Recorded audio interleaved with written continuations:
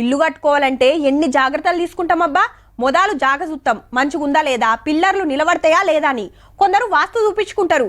ఇక మంచి మేస్త్రిని పెట్టుకొని చిన్నగా షురు చేస్తారు. బునాది లేపి షెత్తు పోసి గోడలు కట్టి కరెంటు ఫిట్టింగ్ చేపించుకొని బండలేసి రంగులద్ది ఇంట్లో పాలు పొంగించుకునేదాకా అంతా ఓ పద్ధతి మీకెళ్ళి నడిపిస్తాం. కానీ అదే వేరేటోళ్ళ పైకంతో ఏదన్నా గట్టమంటే ఇగో గిట్లుంటదేమో.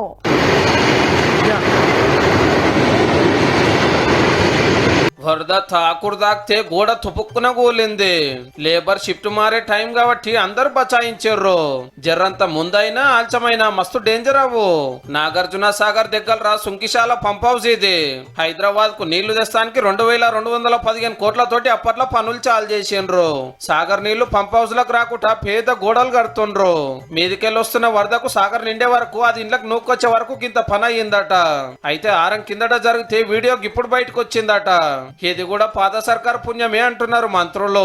సాగర్ లో నీళ్లు వచ్చాయట, నీళ్లు వచ్చినాయి కాబట్టి కూలింది. సాగర్ లో నీళ్లు రాకపోతే ఏమొస్తుందండి? అంటే మీ డిజైన్లు ఎంత లోపభూయిష్టంగా ఉన్నాయో. మేడిగడ్డ అన్నారం సుందిళ్లే కాదు, మీరు కృష్ణానదిని కూడా వదిలిపెట్టలేదు అనేది దీని ద్వారా స్పష్టంగా అర్థం అవుతాం.